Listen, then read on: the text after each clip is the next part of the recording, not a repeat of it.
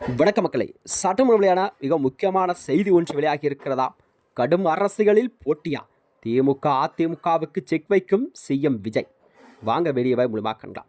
அதாவது தமிழக அரசியல் வரலாற்றிலே இந்த 2026 சட்டமன்ற தேர்தல் முடிவுக்கு பிறகுதான் தமிழக அரசியலில் சில மாற்றமெல்லாம் நிகழ்ந்து கொண்டிருக்கிறதா.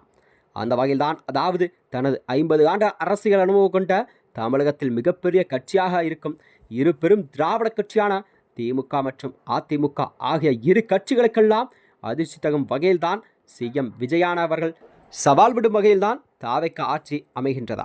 அதாவது தமிழகத்திலே காலியாக உள்ள அந்த 6 சட்டமன்ற தொகுதிகளுக்கான இடைத்தேர்தல் என்பது இன்னும் அறிவிக்கப்படாத நிலையில்தான் அரசியலில் களம் சூடுபிடிக்க தொடங்கிவிட்டதா.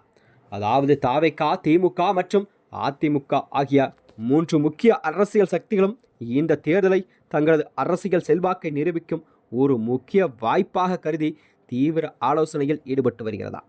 அதாவது தாவைக்க தலைவராக விஜய் அவர்களும் பொது தேர்தலில் வெற்றி பெற்ற பெரம்பலூர் மற்றும் திருச்சி கிழக்கு தொகுதியை ராஜினாமா செய்துள்ளாராம். இதே வேளையில் அதிமுகவை சேர்ந்த, அதாவது பெருந்துறை, மதுராந்தகம், அம்பாசமுத்திரம் மற்றும் தாராபுரம் தொகுதிகளின் எம்எல்ஏக்கள் பதவியை ராஜினாமா செய்து தாவைக்காவில் தங்களை இணைத்துக் கொண்டார்கள்.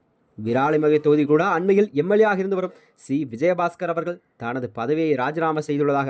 மொத்தமாக தமிழகத்திலே, அதாவது 6 தொகுதிகள் கண்டிப்பாக காலியாக உள்ள நிலையில்தான் கூடிய விரைவில் இடைத்தேர்தல் என்பது வரக்கூடிய சூழல் தான் தமிழக அரசியலில் உருவாகி இருக்கிறது. இந்த இடைத்தேர்தலாக நேரடியாக ஆட்சி மாற்றம் எதுவும் ஏற்பட போவதில்லை என்றாலும் அரசியல் ரீதியாக இது ஒரு மிகப்பெரிய தாக்கத்தை கூட தமிழகத்தில் ஏற்படுத்தும் என கருதப்படுகிறதா.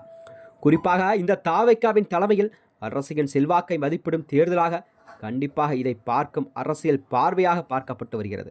விஜய் வளர்ந்து வரும் அரசியலில் ஆதரவை கட்டுப்படுத்த வேண்டும் என்ற நோக்கத்தில் திமுக என்பது செயல்படுவதாக கூறப்படுகிறதாம்.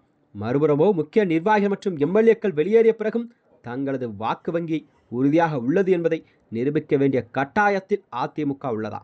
அதிமுகவில் பிளவு ஏற்பட்ட நிலையில் கூட கண்டிப்பாக இந்த இடைத்தேர்தலில் 6 தொகுதியிலும் அதிமுக கண்டிப்பாக தனித்துதான் போட்டியிடும் என்ற நிலையில்தான் தமிழக அரசியல் உருவாகி இருக்கிறது.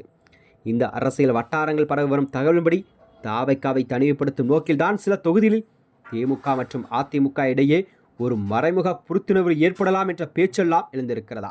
இந்த வகையில்தான், அதாவது மேலும் அம்பாசமுத்திரம் தொகுதியில் நாம் தமிழர் கட்சிக்கு வாய்ப்பு வழங்கி பொதுத் தேர்வில் முறையில் கண்டிப்பாக பலமிறங்கும் சாத்தியக்கூறுகள்லாம் பேசப்படுகிறதா. எனினும் இந்த நிலையில்தான் கண்டிப்பாக வர இருக்கும் இந்த 6 சட்டமன்ற தேர்தலில் கண்டிப்பாக எந்த கட்சி வெற்றியை பெறப்போகிறது என்ற கேள்வியெல்லாம் மக்களிடம் வெகுவாக எழுந்து கொண்டிருக்கிறதா. ஏனென்றால் தமிழகத்தில், அதாவது சூடு பறக்கும் அனல் வேகத்தில் தான் இந்த இடைத்தேர்தல் என்பது தமிழகத்தில் நடைபெறும் என்று அரசியல் வட்டாரங்கள் தெரிவிக்கிறதா. மேலும் இது போன்ற விடயங்களை தெரிந்து கொள்ள நமது சேனலை மறக்காமல் சப்ஸ்கிரைப் செய்து கொள்ளும். நன்றி, வணக்கம்.